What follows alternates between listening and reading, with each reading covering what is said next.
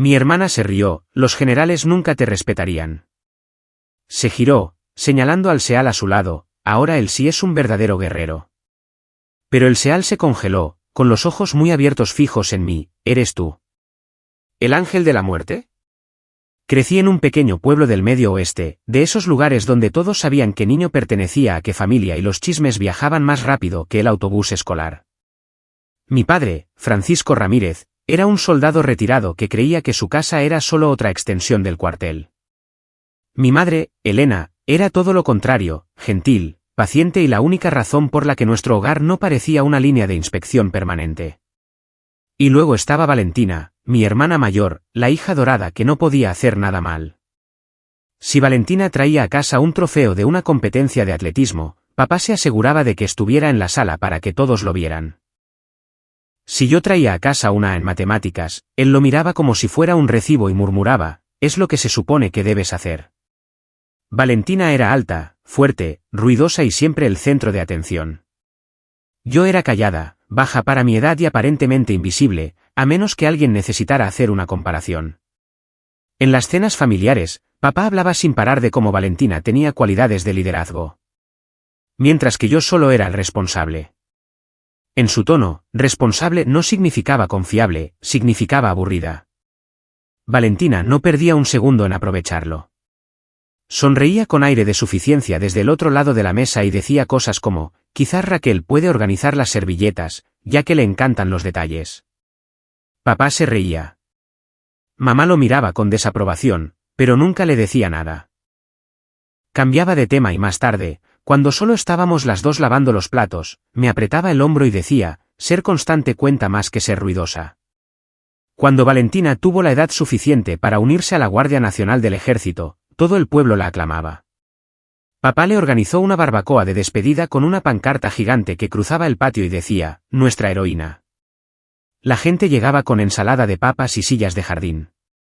Cuando Valentina regresó de su corto despliegue en el extranjero, la gente actuaba como si hubiera ganado la guerra ella sola. Entraba en el restaurante local y la gente se ponía de pie para estrecharle la mano.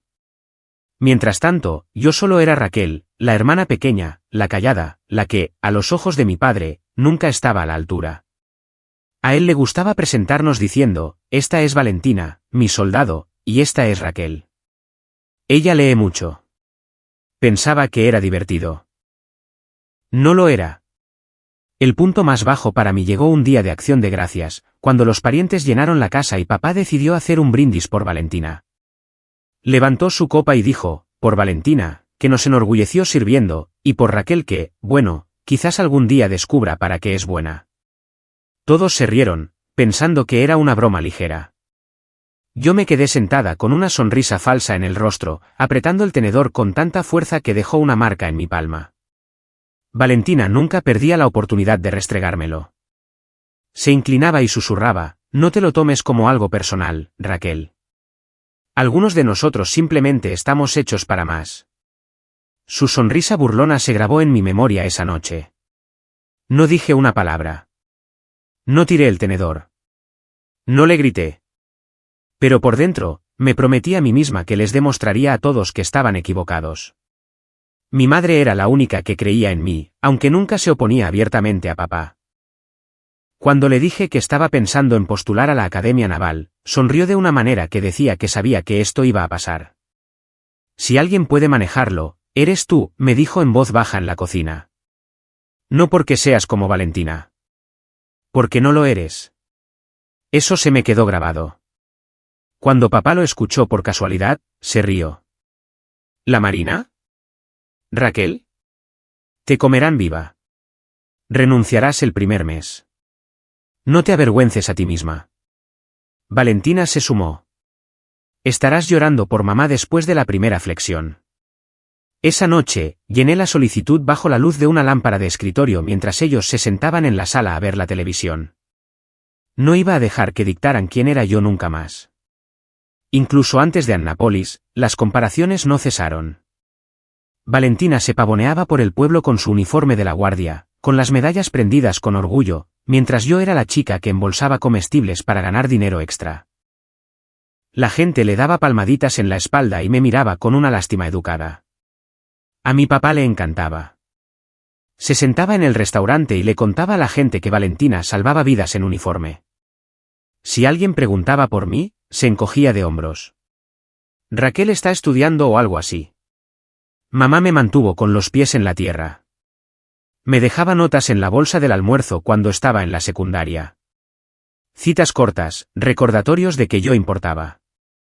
A veces eran chistes tontos, a veces trozos de poemas. No huyas de las tormentas, aprende a volar a través de ellas, decía uno. No lo entendí completamente entonces, pero se convertiría en algo que llevaría conmigo durante años. La peor humillación pública llegó en una reunión familiar cuando tenía 17 años. Valentina ya estaba en uniforme y la gente se reunía a su alrededor haciéndole preguntas sobre la guardia. Alguien se volvió hacia mí y preguntó, ¿y tú, Raquel, qué hay de ti? ¿Planeas seguir los pasos de tu hermana?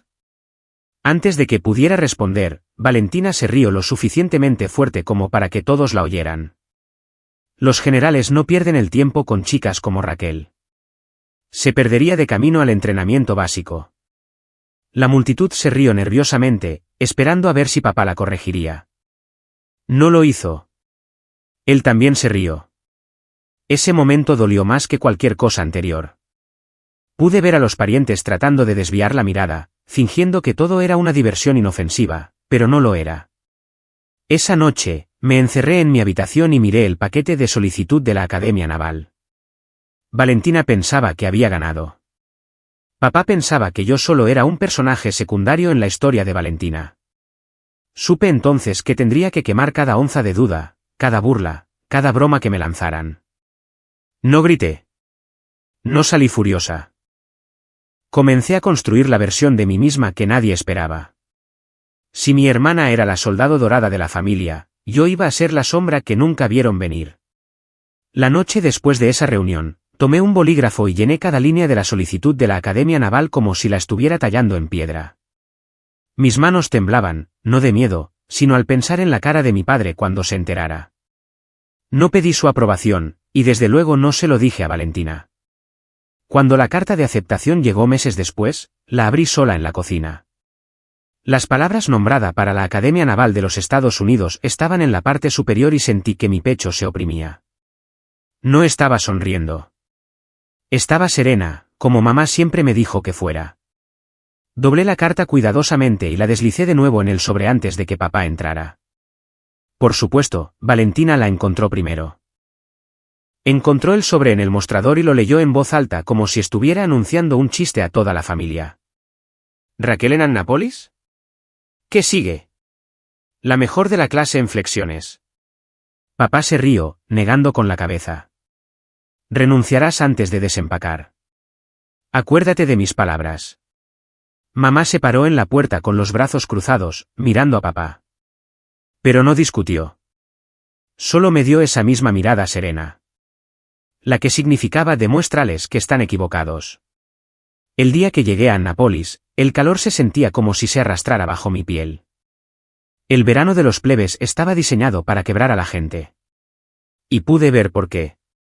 Los cadetes de último año gritaban hasta que sus voces se quebraban, y nosotros éramos solo chicos sudorosos y tropezando tratando de saber qué era arriba. Valentina me había dicho una vez, te comerán viva. Esa frase se repetía en mi cabeza mientras me empujaban a la fila, me ladraban por moverme demasiado lento y casi me desmayaba por sostener mi rifle incorrectamente. Nunca fui la más rápida, nunca la más fuerte. Fallé en mi primera carrera y quedé casi al final en las dominadas. Lo único que tenía era esta racha de terquedad que no me permitía renunciar. Aprendí rápidamente que lo que me faltaba en velocidad, podía compensarlo con precisión. Mientras otros se apresuraban en los ejercicios, yo memorizaba cada paso, cada instrucción. Escribía cosas por la noche cuando nadie miraba, creando pequeñas listas de verificación que me impedían cometer el mismo error 2 veces. Esa primera semana, un chico de mi escuadrón olvidó asegurar su arma durante la inspección. Todo el escuadrón fue castigado, flexiones hasta que nuestros brazos cedieron. La noche siguiente, hice en silencio una lista para nuestro escuadrón y la pegué dentro del casillero. Revisión de arma, revisión de uniforme, cordones de botas, esquinas de la cama. Un par de chicos se rieron, me llamaron mamá. Pero en la siguiente inspección, pasamos. Sin flexiones. Después de eso, nadie se rió. Simplemente comenzaron a agregar cosas a la lista. Al final del verano de los plebes, todavía no era la más fuerte, pero la gente notó que no me quebraba. Los instructores también lo notaron.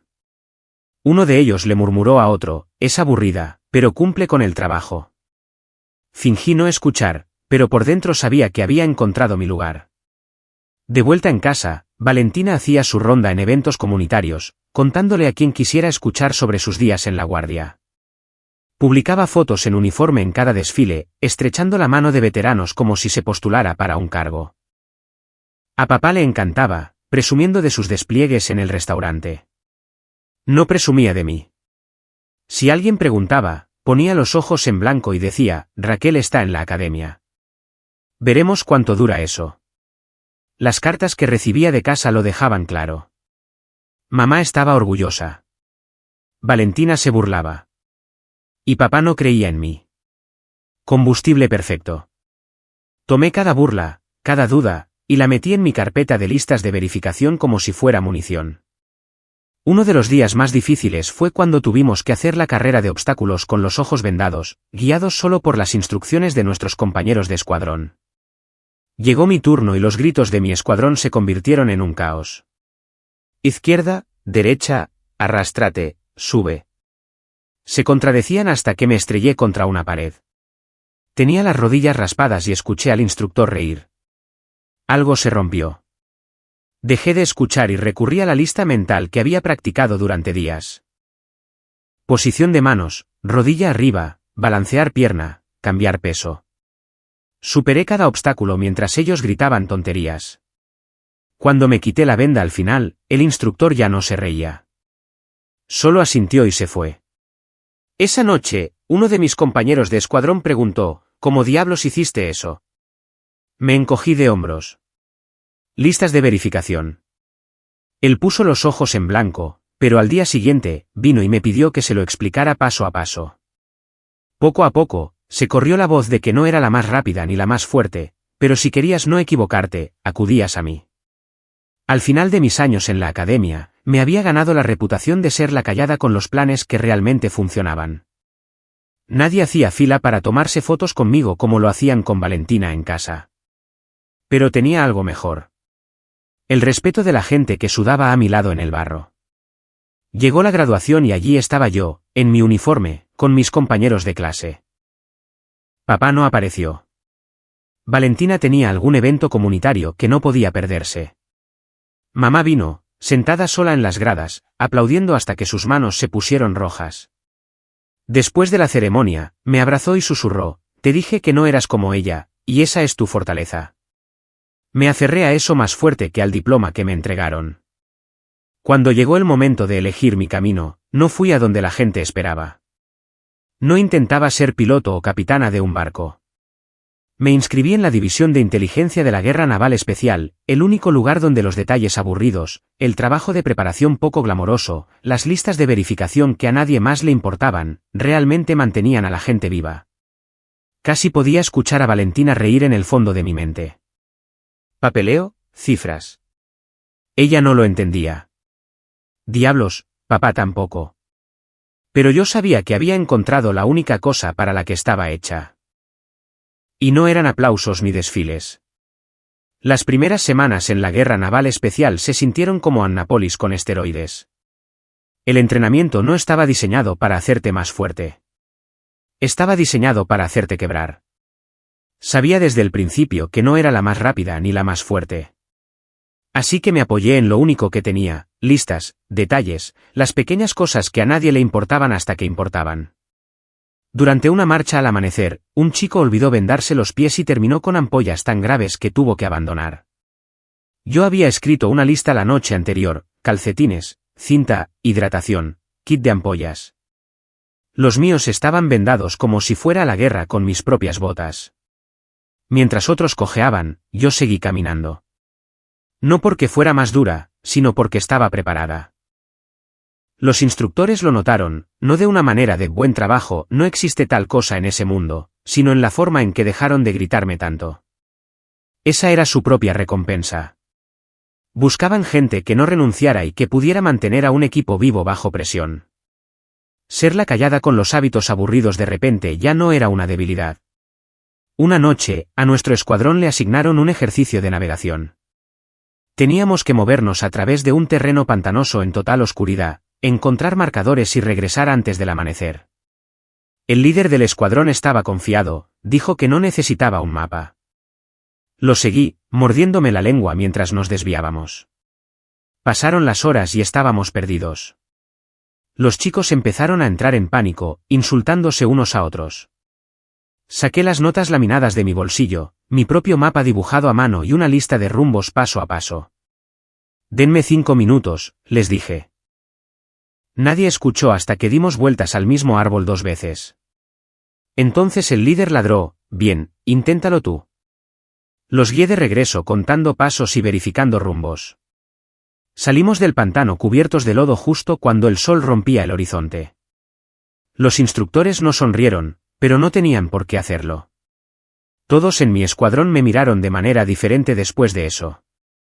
No dijeron gracias, no en voz alta, pero cuando empacamos el equipo al día siguiente, un par de ellos comenzaron a copiar mis notas. Ese fue el momento en que me di cuenta de que la parte aburrida de mí, la parte de la que Valentina siempre se burlaba, era la razón por la que iba a lograrlo. Ella podía correr rápido. Podía verse bien en un uniforme. Pero nada de eso te salvaba cuando estabas hasta las rodillas en agua de pantano sin idea de dónde estaba el norte. A medida que las semanas se convirtieron en meses, me asignaron más responsabilidad en el lado de la inteligencia. Eso significaba preparar paquetes de misión, analizar el terreno, identificar amenazas. Para la mayoría de la gente, parecía papeleo. Para mí, era supervivencia. Sabía que un detalle omitido en un mapa podría significar que alguien pisara un IED. Sabía que una línea de tiempo descuidada podría dejar a un equipo atrapado. Así que trataba cada documento como si fuera un arma cargada. Por supuesto, no todos lo respetaban. Los chicos de los SEAL querían acción. Querían botes rápidos, armas ruidosas y adrenalina. No puedo contar cuántas veces escuché: «Vamos, Ramírez. Solo estás moviendo papeles. Deja que los verdaderos operadores se encarguen de la lucha». No discutía. Simplemente seguía trabajando. Durante una operación de entrenamiento, un escuadrón ignoró mi evaluación de riesgos sobre un acercamiento por un acantilado. Fueron de todos modos, confiados en que sabían más.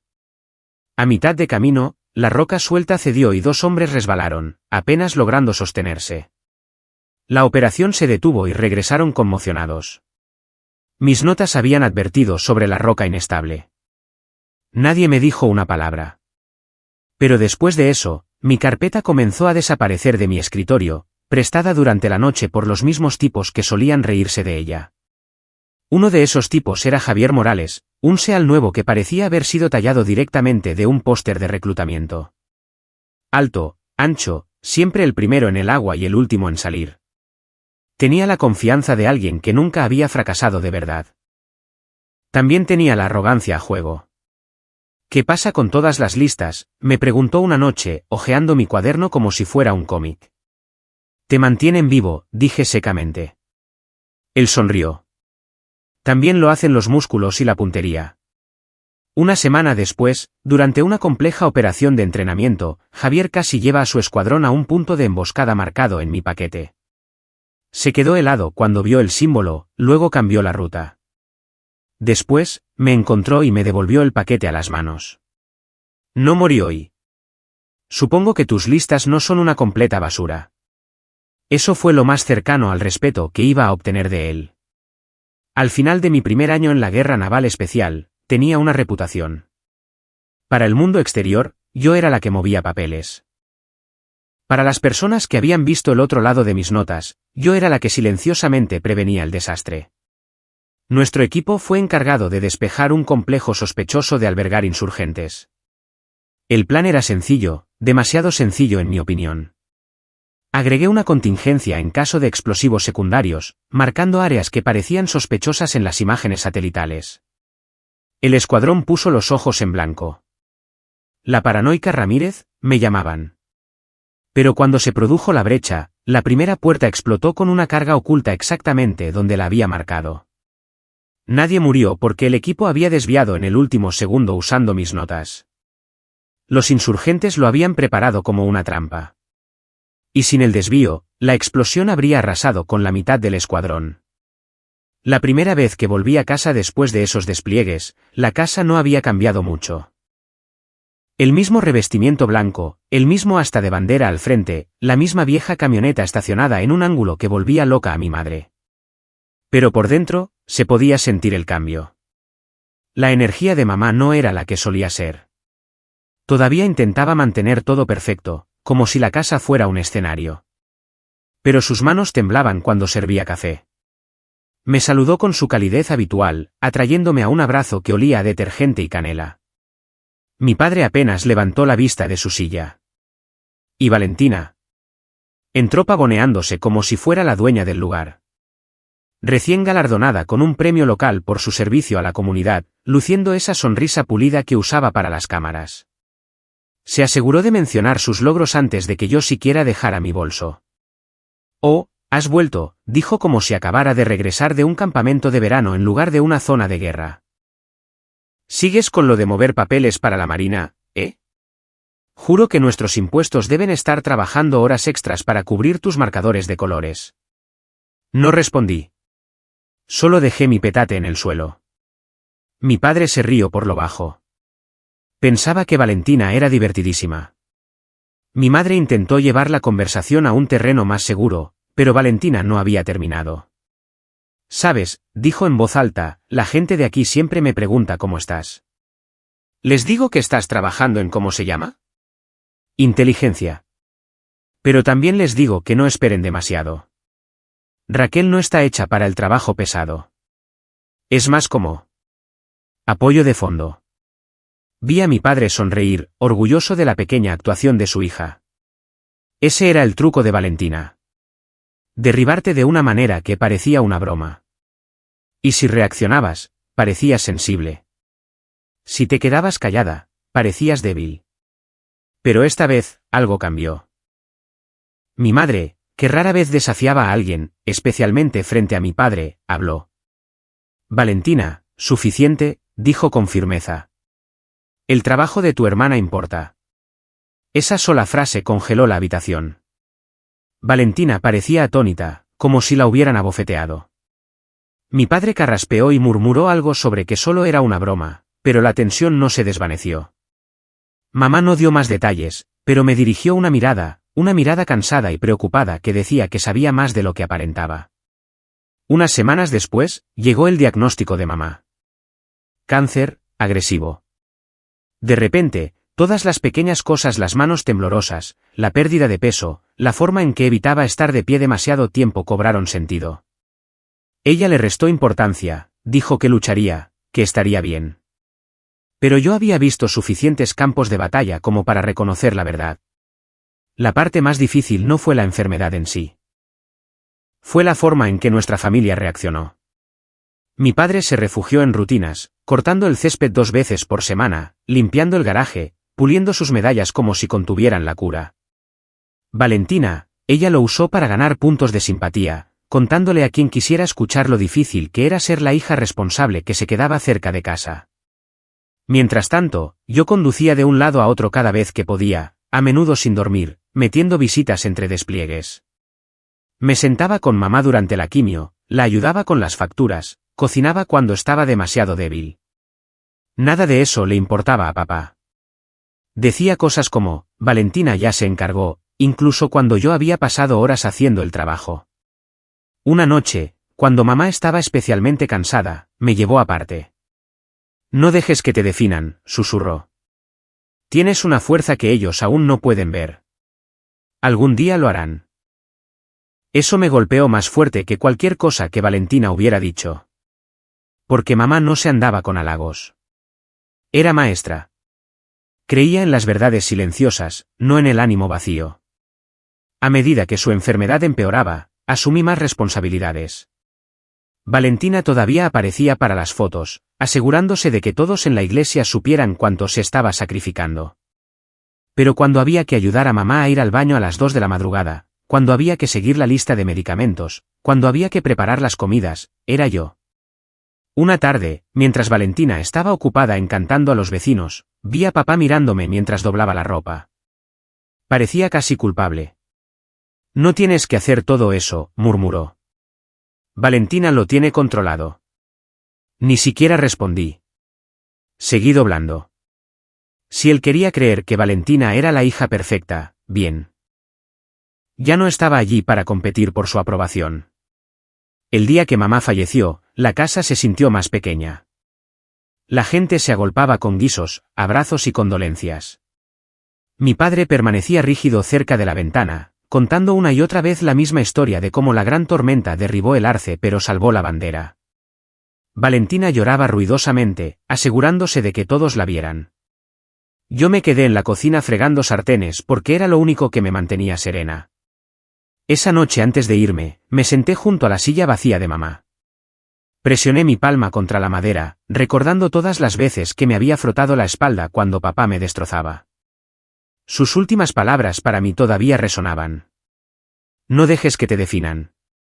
Llevé eso conmigo de vuelta al servicio. El duelo se convirtió en otro peso que cargar, pero no era un peso muerto. Me impulsó más fuerte. Mientras Valentina se deleitaba con la admiración local, yo me sumergía en el trabajo, informes de inteligencia, preparación de campo, entrenamiento de operadores que aún no se daban cuenta de cuánto importaban esas aburridas listas de verificación. Y esa era la ironía. Cuanto más se pintaba Valentina como la hija dorada, más mi nombre comenzaba a tener peso donde realmente importaba, en el extranjero, en salas de reuniones, en historias susurradas sobre misiones que salieron bien porque alguien, en algún lugar, había hecho el trabajo poco glamoroso de pensar con antelación. No borraba el escozor del favoritismo de papá o la burla de Valentina, pero me dio algo mejor que su aprobación superficial. Me dio un propósito, y el propósito tiene una forma de convertirse en un arma cuando la gente te subestima. Llegaron órdenes para un despliegue que me pondría directamente en la línea de inteligencia, apoyando a un equipo de SEAL. No era glamoroso. No estaba descendiendo de helicópteros ni asaltando complejos. Mi trabajo era sentar las bases invisibles, rutas, mapas, tiempos, planificación de contingencias, el tipo de cosas que a nadie le importaban hasta que fallaban. La primera vez que informé a un equipo completo, la mitad de los chicos apenas levantaron la vista de sus bebidas energéticas. Llevaban haciendo esto el tiempo suficiente como para confiar en sus instintos más que en las diapositivas de nadie. No perdí el tiempo tratando de sonar impresionante. Lo mantuve conciso. Puntos potenciales de emboscada, rutas de extracción alternativas, líneas de suministro marcadas al minuto. Cuando terminé, uno de los suboficiales jefes preguntó, entonces, ¿qué pasa si ignoramos todo eso y vamos directamente? Lo miré directamente a los ojos y dije, entonces necesitará a alguien que escriba el informe de bajas, porque no lo endulzaré después. Eso levantó algunas cejas. Los operadores respetan la franqueza más que los halagos.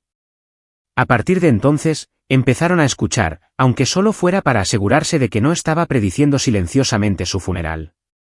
Con el tiempo, el hábito de las listas de verificación se convirtió en parte de la cultura de mi equipo. No solo revisábamos armas y equipo. Agregamos comprobaciones mentales, roles de respaldo y escenarios de ¿y si? Aburrido, sí, pero lo aburrido es lo que te mantiene vivo cuando aparece lo inesperado. En una misión en Irak, mis notas incluían una ruta de salida alternativa a través de un callejón estrecho. No era la opción preferida, demasiado estrecho, demasiado impredecible, pero la marqué de todos modos. La carretera principal quedó comprometida cuando un IED explotó antes de tiempo. Sin dudarlo, el líder del escuadrón ladró, tomen el callejón. Salieron conmocionados pero ilesos. Más tarde, admitió, si no hubieras mapeado eso, estaríamos pidiendo una evacuación médica. Ese fue el comienzo del respeto. Todavía hacían bromas sobre mi obsesión con las carpetas y los marcadores, pero seguían las notas. Y cuando las seguían, volvían a casa. El apodo, Ángel de la Muerte, comenzó a surgir por entonces. Al principio, era una broma oscura de las comunicaciones enemigas interceptadas. Aparentemente, los insurgentes creían que alguien en nuestra órbita tenía un don para predecir dónde fallarían las bombas y las emboscadas. Lo escupían como un insulto. El ángel de la muerte está con ellos. Los chicos lo adoptaron. No de una manera halagadora, más bien como superstición. Si marcaba un lugar como peligroso, lo evitaban. Si despejaba una ruta, la caminaban como si fuera tierra bendita. Odiaba el apodo, pero se extendió más rápido de lo que pude detener. Los operadores son así. Una vez que algo se pega, es permanente. Le dije a Javier Morales, para entonces ya no el novato arrogante, sino un líder de equipo en ascenso, que no quería ser conocida por ese nombre. Él sonrió. Entonces deja de mantenernos vivos. De lo contrario, mala suerte, te quedas con él. Javier era diferente para entonces. Había visto suficientes noches torcerse como para darse cuenta de que el instinto no era suficiente. Se convirtió en uno de mis mayores defensores, recordando en voz baja a los más jóvenes que prestaran atención a mis paquetes. Si ella dice que te vendes las botas, te vendas las botas. No seas estúpido. Escucharlo decir eso importaba más que cualquier premio. La primera vez que alguien usó el apodo delante de mí, estaba en una tienda polvorienta al otro lado del mundo. Un joven operador, apenas con edad para comprar una cerveza en casa, miraba uno de mis mapas como si lo hubiera maldecido. Trazó un círculo alrededor de un lugar que había marcado como evitar a toda costa y luego negó con la cabeza. Eres como una especie de ángel de la muerte, murmuró lo suficientemente alto como para que la habitación lo escuchara. Siguieron las risas. No crueles, solo del tipo nervioso que usan los hombres cuando la superstición comienza a sentirse real. Le dije que buscara otra broma. Se encogió de hombros y volvió a empacar su equipo. Pero el daño estaba hecho. El nombre se extendió como la pólvora. Al principio, me irritaba. No quería ser vista como un símbolo, especialmente uno ligado a la muerte. No apretaba gatillos ni lanzaba granadas. Mi trabajo consistía en mantener a la gente respirando. Pero para los equipos, el apodo no era sobre mí. Era sobre la supervivencia. A sus ojos, si señalaba un peligro, significaba que la muerte estaba cerca. Y si despejaba algo, significaba que probablemente sobrevivirían. La parte más extraña fue ver a hombres curtidos, tipos que habían sobrevivido a más de su parte de tiroteos, comenzar a tratar mis paquetes como si fueran las sagradas escrituras. Se burlaban de mí en mi cara, pero cuando llegaba el momento de planificar, se cernían silenciosamente alrededor de mi escritorio, asegurándose de tener las últimas actualizaciones. Javier se apoyó en ello más que nadie. Para entonces, era líder de equipo, dirigiendo misiones y guiando a los novatos. Bromeaba, si el ángel de la muerte dice que no vayamos a la izquierda, no vamos a la izquierda. Era mitad humor, mitad muy en serio.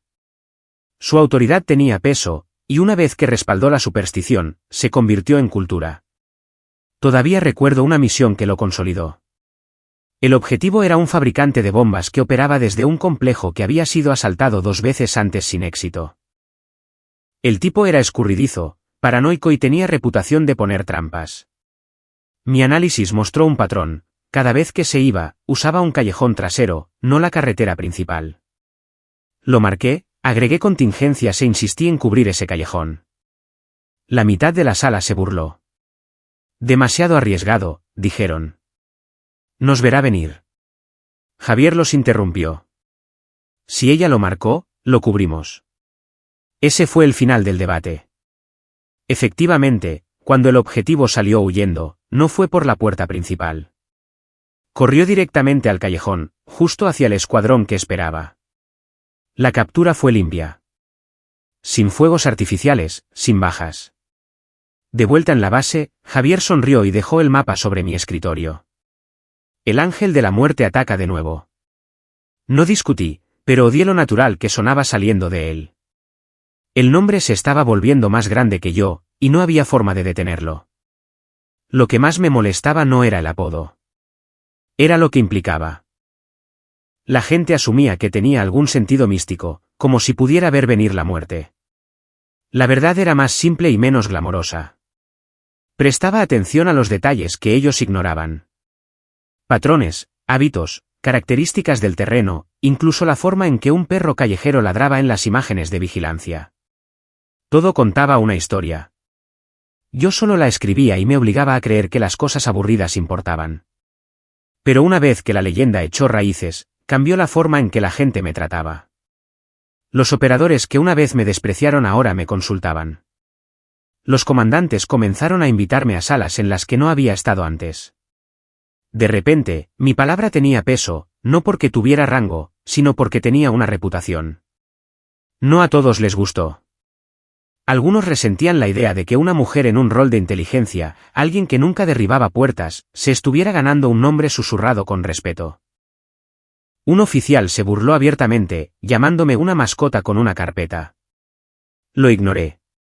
Una semana después, su escuadrón usó una de mis rutas de contingencia para evitar una emboscada.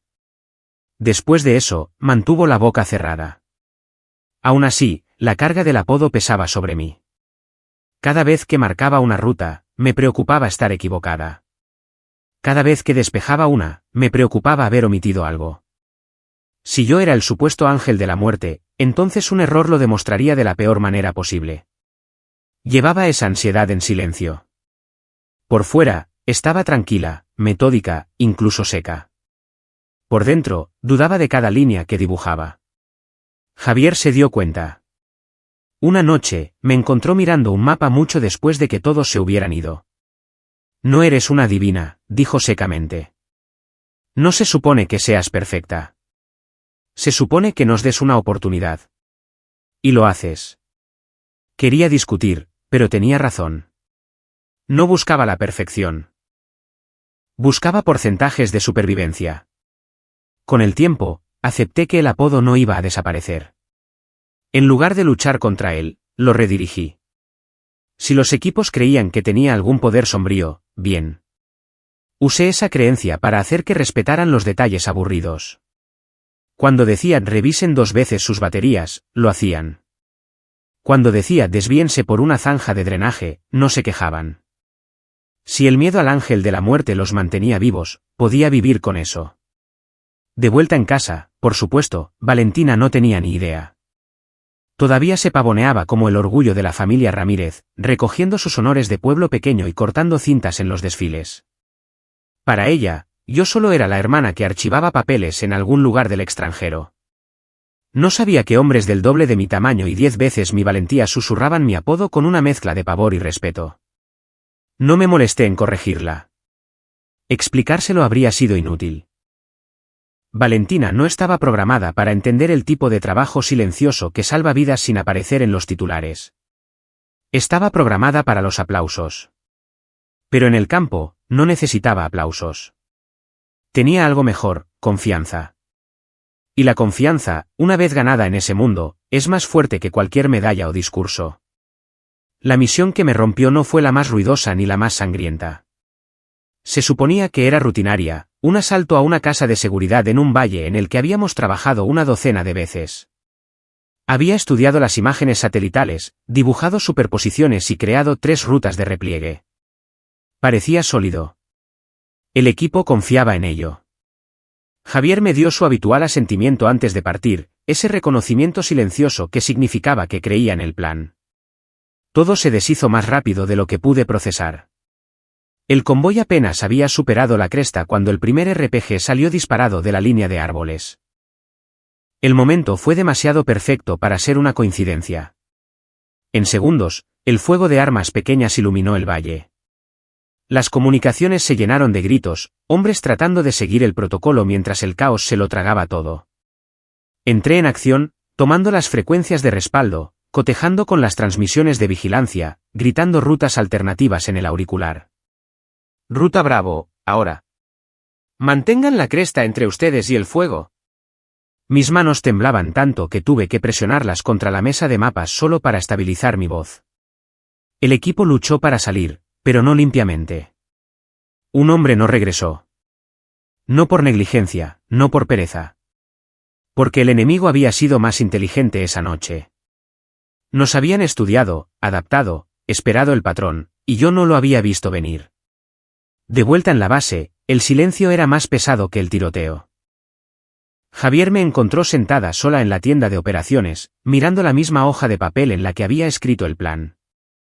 Mi bolígrafo todavía estaba en mi mano, la tinta manchada de sudor. No puedes cargar con todo, dijo en voz baja. No respondí. Sentía la garganta cerrada. Todo lo que podía ver era el momento en que las comunicaciones se cortaron. El vacío donde debería haber habido una voz. Se agachó a mi lado. Escucha, sin tus rutas de repliegue, habríamos perdido a la mitad del equipo. Esa es la matemática. Salvaste a más de los que perdiste. Quería creerle. Pero en mi cabeza, la ecuación era más simple. Un hombre muerto seguía siendo uno de más. Durante semanas, apenas dormí. Cada vez que cerraba los ojos, escuchaba el lanzamiento de los RPG. Sentía el suelo temblar. Veía el espacio en blanco donde solía estar un nombre en la lista. Me obsesioné con mis listas de verificación, reescribiéndolas, agregando nuevas contingencias, buscando el fallo que se había colado. Los demás lo notaron. Un joven operador me entregó su cuaderno antes de una misión y dijo, ¿puedes simplemente marcarlo como siempre lo haces? No me importa si lo llamas aburrido. Me ayuda a respirar. Su voz se quebró al decirlo. Eso dolió más que cualquier insulto que Valentina me hubiera lanzado. Estos hombres ya no me veían como una simple burócrata. Me veían como si sus vidas dependieran de que yo me mantuviera entera. Me di cuenta entonces de que mi duelo no podía paralizarme. Tenía que alimentarme. Si no podía traer de vuelta a ese hombre, lo menos que podía hacer era asegurarme de que nadie más cayera de la misma manera. Así que agregué más. Creé una lista de fallos leves, pequeñas debilidades con las que podríamos vivir si fallaban, como bombas de respaldo o generadores secundarios. Y creé una lista de fallos críticos, los que nos matarían si se ignoraban. Cada plan a partir de entonces tenía ambas columnas. Los chicos pusieron los ojos en blanco al principio, pero cuando la lista de fallos leves detectó una pieza de equipo defectuosa antes de que colapsara en una misión, dejaron de quejarse. De ello surgieron rituales. Tocar 2 veces antes de salir de la habitación para recordar que la lista no era solo papeleo, era supervivencia. Decir un detalle aburrido en voz alta antes de partir, porque los detalles aburridos son los que te mantienen respirando. Javier me apoyó en cada paso. No me mimó, no me dio palmaditas en el hombro. Simplemente lo hizo cumplir. Si un novato se quejaba de las nuevas reglas, Javier lo callaba. ¿No te gusta? Entonces no vengas llorando cuando estés muerto. Las listas de Ramírez te mantienen vivo, hazlas. Su apoyo me sostuvo incluso cuando el peso amenazaba con aplastarme. Mientras tanto, la carga del apodo se hizo más pesada.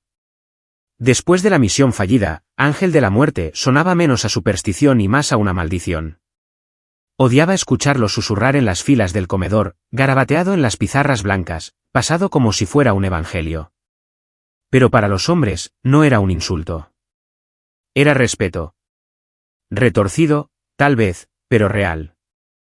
No me llamaban así porque los condenara. Me llamaban así porque incluso cuando los planes fallaban, yo les daba una oportunidad. Por la noche, acostada en mi litera, pensaba en cómo Valentina lo habría manejado. Habría tomado el apodo y lo habría explotado, publicándolo en las redes sociales, convirtiéndolo en una marca. Yo hice lo contrario. Nunca lo dije en voz alta, nunca lo reconocí. Dejé que existiera en las sombras, porque ahí es donde pertenecía. Pero sombras o no, la verdad era esta, el fracaso me había cambiado. Ya no era la mujer que solo intentaba demostrar su valía frente a la burla de una hermana o la indiferencia de un padre. Era la mujer que cargaba con el peso de vidas, un punto a la vez.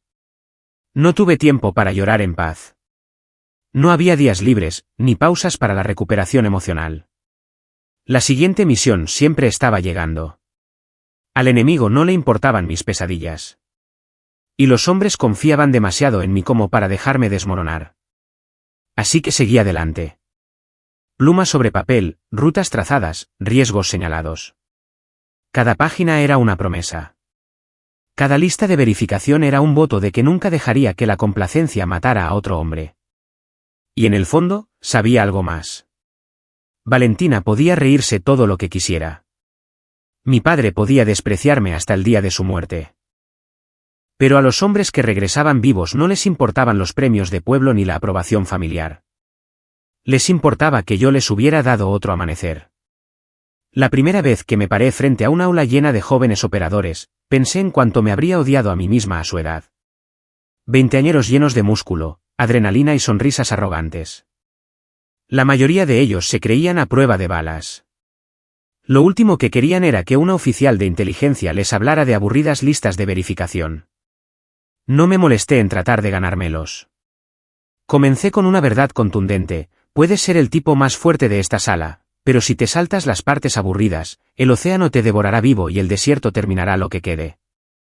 Eso provocó algunas risas, pero eran risas nerviosas. Bien. Necesitaban sentir ese filo. Las primeras lecciones fueron feas. Se apresuraban en los informes, se saltaban pasos, actuaban como si ya lo supieran todo. Javier se sentó al fondo durante una de esas sesiones, con los brazos cruzados, viéndolos tropezar con su propia arrogancia.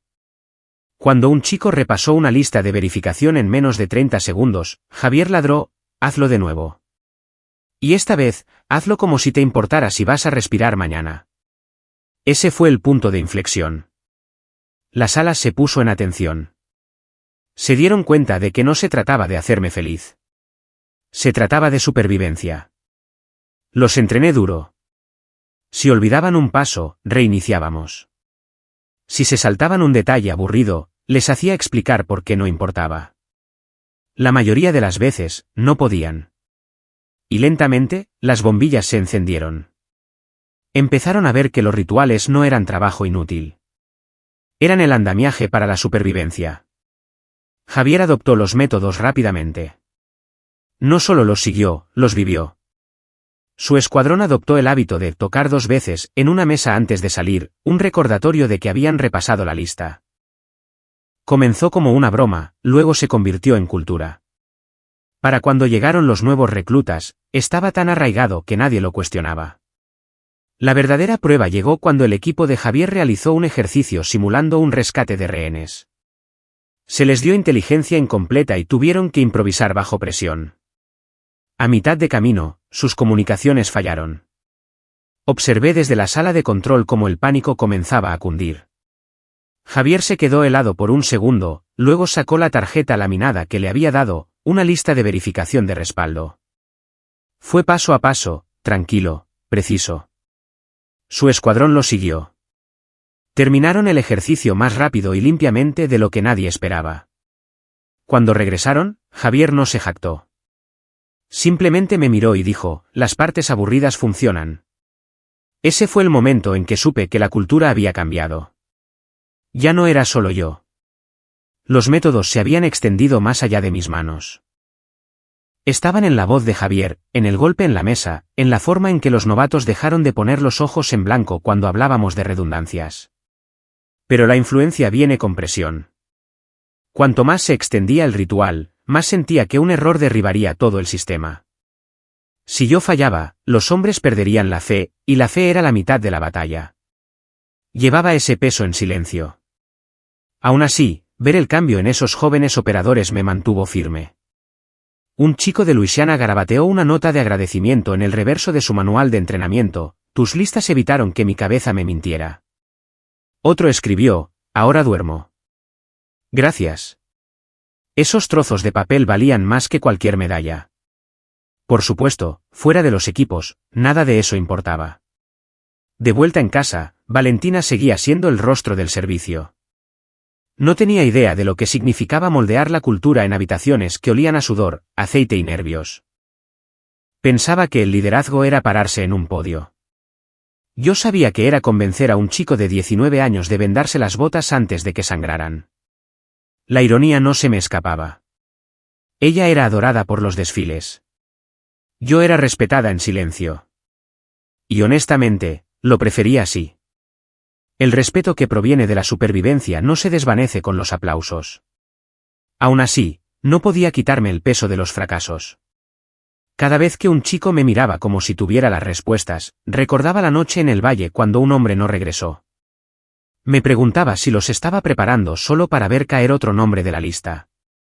Esa duda nunca se fue. Simplemente se convirtió en parte del trabajo.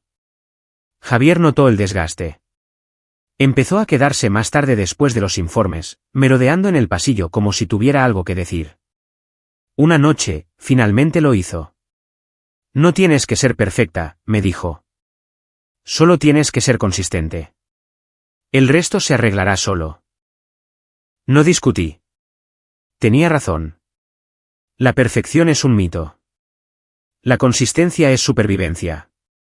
Así que seguí, día tras día, clase tras clase, ejercicio tras ejercicio. Reescribimos los bloques de entrenamiento para centrarnos en las secuelas, la semana después de un tiroteo. Cuando la adrenalina se desvanece y el silencio se vuelve ruidoso, enseñamos a los hombres a preguntarse mutuamente, ¿cómo está tu aire? No como una metáfora, sino como una pregunta literal. ¿Puedes respirar? ¿Estás estable? ¿Llevas algo demasiado pesado? Al principio, la idea fue objeto de burlas, pero luego salvó a un chico que se estaba ahogando en silencio, y nadie volvió a burlarse. La cultura no cambia con grandes discursos. Cambia con pequeños hábitos que se contagian. Viendo a esos novatos crecer, viendo a Javier asumir un liderazgo real, me di cuenta de algo. Valentina podía tener sus trofeos. Papá podía tener sus medallas. Pero yo estaba moldeando algo que duraría más que ambos. Una forma de sobrevivir que nos pertenecía a todos. Y cuando escuché al escuadrón de Javier tocar 2 veces antes de una misión, no pensé en la superstición. Pensé en las últimas palabras de mi madre, no dejes que te definan. No lo estaba permitiendo. Me estaba definiendo a mí misma, una aburrida lista de verificación a la vez. Cuando volví a casa por un breve permiso, esperaba las habituales comidas tranquilas con papá pretendiendo que mi trabajo no existía, Valentina asegurándose de que todo el pueblo supiera que ella era la hija dorada, y yo entrando y saliendo sin llamar la atención. Lo que no esperaba era cuán descarada se había vuelto Valentina. Había una recaudación de fondos local en el centro cívico, llena de gente del pueblo, oficiales retirados y el tipo de políticos que aparecen solo el tiempo suficiente para que les tomen una foto. Valentina estaba al frente y al centro, estrechando manos como si se postulara para un cargo. Papá estaba cerca, sonriéndole como si acabara de ganar la medalla de honor. Intenté mantenerme en segundo plano, pero eso nunca funcionaba con Valentina. Me vio junto a la cafetera y se dirigió directamente hacia mí, arrastrando la atención de la mitad de la sala con ella. Vaya, miren quién decidió aparecer, anunció en voz alta, dándome palmaditas en el hombro como si fuera un caso de caridad. Recién llegada de archivar sus papeles para la Marina, ¿eh? Dime, Raquel, ¿te dan medallas por el mejor uso de la grapadora, o solo te dan un certificado? La multitud se rió de la manera en que la gente lo hace cuando no está segura de si es una broma o un insulto. Mi padre sonrió, orgulloso como siempre del ingenio de su hija mayor. Mantuve mi rostro sereno. Años de informes de inteligencia me habían entrenado para no inmutarme en salas hostiles. Te lo haré saber, dije, justo después de que te den una medalla por asistencia. Eso provocó algunas risas que no eran de ella. La sonrisa de Valentina vaciló por un segundo antes de volver a ponérsela. No estaba acostumbrada a que yo respondiera. Más tarde esa noche, mientras la gente socializaba, me acorraló cerca de la salida. ¿Crees que estar en el extranjero te hace especial? Siseó, manteniendo la voz lo suficientemente baja solo para mí. A nadie aquí le importa lo que haces. Les importa quién aparece, y esa soy yo. Siempre serás la hermana fantasma. Dolió, pero no por la razón que ella pensaba. Dolió porque tenía razón en una cosa. La mayor parte del pueblo no entendía lo que yo hacía. Entendían los discursos y desfiles de Valentina, no mis carpetas y noches en tiendas que olían a sudor y diésel. Pero lo que ella no entendía, lo que no podía entender, era que yo no lo hacía por ellos.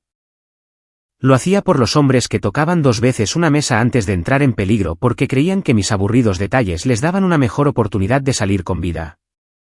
Aún así, sus palabras se quedaron en mi cabeza. Hermana fantasma. Así me veía mi padre también. La invisible. El acto de apoyo. El contrapunto de Valentina. El drama familiar no terminó ahí. Unos días después, papá organizó una barbacoa, invitando a medio vecindario.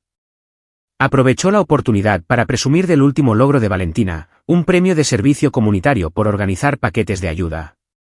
Cuando alguien preguntó por mí, lo descartó con un gesto. Ella solo hace papeleo para la Marina. Valentina es la que lleva el nombre de la familia.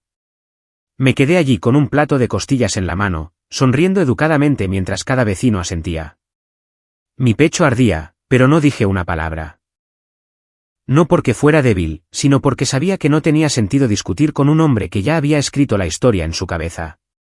Esa noche, la ausencia de mamá me golpeó más fuerte de lo habitual. Ella habría cortado el ruido con una palabra tranquila, recordándome que no dejara que me definieran. Sin ella, sentía que estaba luchando contra sombras. A la mañana siguiente, me até las zapatillas y salí a correr. Cada zancada se sentía como un recordatorio. No huía de ellos. Corría por mí misma. Valentina podía tener el centro de atención. Papá podía tener su orgullo. Yo tenía algo que ellos no tenían, pruebas. Pruebas escritas en informes de acción. En hombres que volvieron a casa respirando. En novatos que finalmente entendieron por qué los hábitos aburridos importaban. Pero los pueblos pequeños aman el espectáculo más que la sustancia. Valentina se deleitaba en ello, alimentándose de los aplausos. No le importaba que fuera superficial. Le importaba que fuera ruidoso. Y mi padre, amaba su estridencia porque reflejaba su propia necesidad de reconocimiento. Lo que ninguno de los dos se dio cuenta fue que el reconocimiento fuera de la familia ya estaba cambiando. Estaban empezando a invitarme a salas donde los generales escuchaban. No porque quisieran, sino porque mi trabajo los obligaba. No podían ignorar las tasas de supervivencia ligadas a mis métodos. No podían desestimar la reputación que había cobrado vida propia. Sin embargo, en casa, nada de eso importaba. En casa, yo seguía siendo la hermana fantasma, y a Valentina le encantaba recordármelo. Una tarde, pasó por casa de papá mientras yo estaba de visita. Entró, dejó su bolso en el mostrador y dijo, «¿Y bien, Raquel, cuándo vas a hacer finalmente algo de lo que valga la pena presumir? ¿O te contentas con ser invisible para siempre?» No caí en la provocación. En cambio, me serví una taza de café y dije con calma, «Invisible no significa irrelevante. Pregúntales a los hombres que volvieron vivos gracias a mi trabajo». «Oh, espera. No puedes. No los conoces». La habitación se quedó en silencio. Papá parecía querer decir algo, pero no pudo. La cara de Valentina se puso roja. Y por una vez, no tuvo una respuesta. Ese silencio valió más que cualquier aplauso. Las historias de venganza familiar no siempre ocurren con gritos o confrontaciones dramáticas. A veces ocurren en los momentos tranquilos en que la verdad golpea más fuerte que cualquier insulto. Valentina prosperaba humillándome en público, pero lentamente las grietas se estaban formando. La gente notaba la forma en que exageraba. La gente notaba la forma en que se burlaba mientras yo permanecía firme. Y un día, esas grietas se abrirían de par en par. Por ahora, no necesitaba ganar al pueblo. No necesitaba ganar a papá. Solo necesitaba seguir apareciendo donde importaba. Incluso si eso significaba ser la hermana fantasma. La noche en el Salón de Honores Militares del Medio Oeste no se suponía que fuera sobre mí. Era un evento comunitario, una oportunidad para honrar a los veteranos de todas las generaciones. El salón olía a cera para pisos y café quemado, con banderas colgando de postes de latón y sillas plegables alineadas apretadamente. Hombres con gorras de béisbol y mujeres con lazos en sus blusas entraban, llevando el peso del servicio en su postura. Me deslicé en la última fila, contenta de sentarme en silencio. Las paredes estaban cubiertas con fotos de soldados que habían regresado a casa y de los que no. No era mi tipo de escenario. Era el de Valentina. Y, por supuesto, ella estaba allí, vestida elegantemente, mostrando su sonrisa ensayada. Mi padre estaba a su lado, con el pecho inflado como si todavía llevara medallas. Cuando la multitud se acomodó, Valentina hizo su jugada. Levantó la voz lo suficiente como para que se oyera, señalándome desde el otro lado de la sala. «Oh, miren quién finalmente decidió unirse a nosotros. Mi hermana pequeña, la secretaria favorita de la Marina». Archiva papeles muy bien, ¿no es así? Una risa se extendió por el salón. Mi padre no la detuvo. De hecho, se inclinó, añadiendo leña al fuego. Valentina sirvió en el frente, proclamó, poniendo una mano en el hombro de un experimentado seal que estaba a su lado. Tú mueves papeles a 1000 millas del combate. Ahora, este es un verdadero guerrero. El ambiente de la sala cambió. Algunos asintieron, otros murmuraron. Sus ojos pasaron por encima de mí como si yo fuera una silla vacía. Era un guión familiar. Valentina brillando, papá respaldándola, yo desvaneciéndome en el fondo. Pero el seal no sonrió. No infló el pecho. En cambio, se giró, sus ojos fijos en mí, su garganta se movió como si hubiera tragado grava. Y con una voz baja pero lo suficientemente clara como para cortar el zumbido de los ventiladores de techo, preguntó, ¿es usted el ángel de la muerte? El aire se detuvo. Los veteranos se enderezaron en sus asientos. Una viuda en la primera fila susurró, ella es alguien. La mandíbula de mi padre se tensó, la confusión parpadeando en sus ojos. No esperaba eso. No entendía por qué esas palabras tenían un peso que doblaba la habitación a mi alrededor. Valentina parpadeó, su sonrisa vacilante. Por primera vez en años, ella no era el centro de atención. Javier dio un paso adelante. Señora, dijo, ahora más fuerte, con voz firme. Usted dirigió las redes en Al-Rasid. Usted marcó las trampas en Al-Anbar. Usted nos mantuvo respirando. Le debo cumpleaños. No era jactancia. Era testimonio. El tipo de reconocimiento crudo que los hombres en uniforme no entregan a la ligera. La sala absorbió sus palabras. Un veterano de Vietnam se puso de pie, su chaqueta crujiendo. No saludó, pero presionó su mano sobre su corazón. Otro lo siguió, luego otro. Una ola de reconocimiento se extendió por el salón. No ruidoso, no forzado, solo cuerpos silenciosos respondiendo a la verdad con respeto. Mi padre intentó recuperar el control. Ella archiva papeles, murmuró, medio para sí mismo, medio para la sala que siempre le había permitido definirme. Con todo respeto, señor, intervino Javier, con acero bajo su tono. Ella no archiva. Nos mantiene vivos. Hay una diferencia. El rostro de Valentina se sonrojó. Intentó reírse, pero el sonido murió a mitad de camino. La multitud ya no estaba con ella. Ni siquiera estaban con mi padre. Estaban con la verdad que tenían delante. Un primo cerca de la parte de atrás habló en voz baja, pero las palabras se oyeron. Tío Francisco, creo que tal vez no lo sabes todo. El silencio se cernió pesado, pero no era incómodo. Era correctivo. Era el sonido de una habitación reescribiendo su propia historia. La maestra de ceremonias, una mujer que había vendado la mitad de los rasguños de patio de recreo del pueblo décadas atrás, ni siquiera se molestó en alcanzar el micrófono. Dejó que el momento permaneciera. A veces, el silencio hace más que los discursos. Cuando la gente finalmente se movió, no se volvieron hacia Valentina. Se volvieron hacia mí. No para explicaciones, no para detalles, solo para reconocimiento. Por una vez, no era invisible. Mi padre miró la bandera en la pared, su viejo escudo. Su boca se abrió, luego se cerró de nuevo. No tenía un guión para esto. La sala había cambiado de opinión, y él no podía hacerla cambiar de nuevo. No me regodeé. No sonreí con suficiencia. Simplemente dije, vine aquí para sentarme entre personas que entienden el costo. Eso fue todo. Sin actuación, sin grandilocuencia, solo la verdad. La verdad fue suficiente. La gente se me acercó después, no con fanfarria, sino con palabras tranquilas. Estamos orgullosos de ti, dijo un vecino. Su esposa agregó, siempre lo estuvimos. Un veterano me estrechó la mano sin presentarse, como si el gesto fuera su propio idioma. Incluso papá se acercó. Sus ojos se veían diferentes, menos como un juez, más como un hombre tratando de leer instrucciones en un idioma que debería haber aprendido años atrás. Su voz se quebró cuando dijo, si algo de esto es cierto, ¿por qué no me lo dijiste? Lo miré a los ojos. ¿Por qué nunca preguntaste? Él escuchó el resto sin que yo lo dijera. Ese silencio fue nuestro ajuste de cuentas. Javier rompió la tensión con un leve saludo, levantando su taza. Señora, dijo firmemente. Gracias por la aburrida lista de verificación. La multitud se rió suavemente, pero no era burla. Era respeto. Mi padre se quedó allí, con los hombros caídos, el orgullo desmoronándose en algo crudo.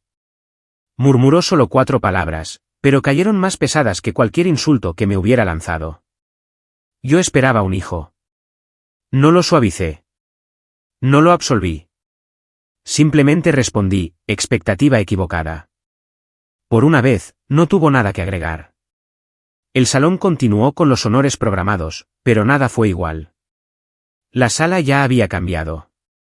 La narrativa ya había sido reescrita. Después de la noche en el salón de honores, la noticia se extendió rápidamente. Los pueblos pequeños no necesitan periódicos para difundir una historia. Los porches y los mostradores de los restaurantes funcionan más rápido que cualquier prensa. La gente que una vez solo me había visto como la sombra silenciosa de Valentina comenzó a mirarme de manera diferente. No con lástima, no con aplausos, sino con respeto. A la mañana siguiente, papá ni siquiera pudo terminar su café habitual en la mesa de la cocina. Se sentó allí, revolviendo el azúcar que ya había agregado, como si la cuchara fuera lo único que mantenía sus manos firmes. No levantó la vista cuando entré. Finalmente, dijo, la forma en que ese Seal habló de ti. Su voz se apagó como si no supiera dónde debía terminar la frase. Si es verdad. Estaba equivocado. No me apresuré a llenar el silencio. Dejé que luchara con ello. Durante décadas, me había medido contra una vara que nunca existió. Una que Valentina había levantado con exhibicionismo y aprobación superficial. Ahora, por primera vez, se estaba dando cuenta de que su escala había estado rota todo el tiempo. Quería que fueras como ella, admitió, su voz baja. Pensé que ella era la fuerte. Pensé. Sacudió la cabeza. Resulta que no vi nada. La confesión no se sintió como una victoria. Se sintió como una honestidad tardía. No me interesaba restregárselo. Viste lo que querías ver, le dije. Pero la verdad no se dobla solo porque la ignores. Sus ojos bajaron a su taza. No sé cómo arreglarlo. No lo haces, dije simplemente. Solo dejas de cometer el mismo error 2 veces. Eso fue lo más cercano al perdón que pude ofrecer. Mientras tanto, Valentina no se desvaneció en silencio. Redobló sus esfuerzos, apareciendo en almuerzos de la iglesia y eventos del condado con sonrisas aún más grandes, discursos más fuertes e historias exageradas sobre sus contribuciones. Pero ahora las grietas eran visibles. La gente inclinaba la cabeza cuando hablaba, susurrando después en lugar de aplaudir tan ciegamente como antes. En una recaudación de fondos, escuché a una mujer murmurar, seguro que habla mucho de sí misma. ¿No llamaron a su hermana el ángel de la muerte? Valentina también escuchó las palabras. Su mandíbula se tensó, pero sonrió más ampliamente, fingiendo que no le dolía. Para mí, nada de esto requería venganza en el sentido tradicional. No necesitaba gritar más fuerte que ella ni humillarla. La verdad era más fuerte que cualquier cosa que pudiera fabricar. Ella había construido su reputación sobre el espectáculo. La mía se había construido sobre sangre, sudor y supervivencia. Eventualmente, el peso de la autenticidad inclina la balanza. Incluso Javier notó el cambio cuando roté de regreso a los Estados Unidos por un tiempo. Nos encontramos para tomar un café en un pequeño restaurante cerca de la base y sonrió por encima de su taza. He oído que finalmente te reconocieron en casa. Apuesto a que Valentina se está volviendo loca. Puse los ojos en blanco. El reconocimiento no es el punto. Tal vez no, dijo. Pero no hace daño dejar constancia de quién llevaba realmente el peso. No estaba equivocado.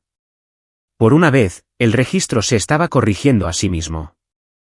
El cambio más extraño fue en papá. Empezó a hacer preguntas reales, no comentarios cargados o apartes despectivos, sino preguntas reales. ¿Qué significa cuando dices rutas de repliegue? ¿Cómo detectas una emboscada desde una foto satelital? No se volvió blando de repente, pero lo estaba intentando. Eso era nuevo. Respondí llanamente. Nunca endulzando, nunca convirtiéndolo en una lección. Si quería entender, podía empezar por escuchar. Y, para su crédito, lo hizo. Una tarde, después de que Valentina saliera furiosa de la casa, enojada porque papá no había elogiado lo suficiente su último discurso, él se recostó en su silla y dejó escapar un largo suspiro. Creo que la hice así, admitió, siempre alimentándola con elogios, nunca haciéndola responsable. No estuve en desacuerdo. La necesidad de validación de Valentina no nació de la nada. Papá había construido su pedestal, luego me culpó por no subir a él. Ahora es una adulta, dije con calma. Ella elige quién es. Eso depende de ella. Sus ojos se suavizaron de una manera que no había visto desde que era niña. ¿Y tú? Tú elegiste mejor, incluso cuando no te di una razón para hacerlo. Las palabras no fueron dramáticas. No estaban envueltas en disculpas, pero fueron suficientes. Por una vez, no era invisible en mi propia mesa. En las semanas que siguieron, el brillo de Valentina se atenuó. La gente no era hostil con ella. Simplemente ya no estaban impresionados. Las mismas bromas que había hecho sobre mí no aterrizaban como antes. Las mismas sonrisas parecían más máscaras, y sin los aplausos, parecía más pequeña. Esa fue la venganza que nunca planeé. Dejar que la verdad se alzara más alta que su orgullo. No cambié por ella. No busqué la aprobación de papá. Simplemente seguí haciendo el trabajo que importaba. Un trabajo que no necesitaba desfiles ni discursos. Y al final, eso fue suficiente para cambiar el rumbo. La vida después del salón de honores y el tranquilo cambio en casa no se detuvo. La Marina nunca se detiene. Las órdenes seguían llegando, las misiones seguían ciclando, y yo permanecí en el ritmo de los mapas, los paquetes y las interminables listas de verificación. Algunas personas se agotaban con la rutina. Para mí, era combustible. Cada línea aburrida que escribía, cada respaldo redundante en el que insistía, significaba otra oportunidad de supervivencia. El escuadrón de Javier llevaba los hábitos como si fueran sagrados. Pasaba por una sala de preparación y oía el tocar 2 veces, sólido, antes de que salieran. Ya no era superstición. Era cultura. Y me recordaba que lo que construí me sobreviviría. Estos ya no eran solo mis métodos. Nos pertenecían a todos. Cuando los operadores más jóvenes preguntaban de dónde venían los rituales, Javier nunca lo hacía sobre mí. Simplemente decía, aprendimos por las malas. Confía en las partes aburridas. Eso era suficiente. Las leyendas no necesitan nombres estampados en ellas. Necesitan resultados. De vuelta en casa, Valentina todavía intentaba volver a ser el centro de atención.